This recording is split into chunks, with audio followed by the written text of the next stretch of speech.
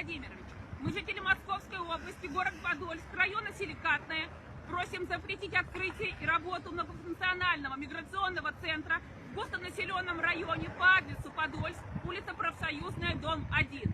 Владимир Владимирович, мы против миграционного центра! Друзья мои, всем ассаламу алейкум. Хочу донести до этих людей, что мы не просто так, в России работаем. Мы также платим за патент. Вот после Нового года уже по 9 тысяч платим патент.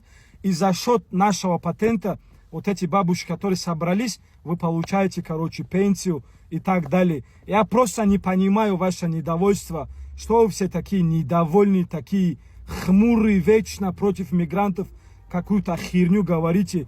В отличие от вас, мы приносим в Россию пользу. Вы сами только можете бухать, только можете вот так собираться и херню нести. Мигранты делают за вас работу. У вас сейчас не хватает в Москве дворников.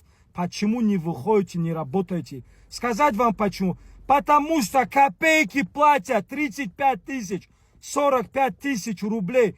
Работать в 20, минус 20 градусов. Идите работайте дворником.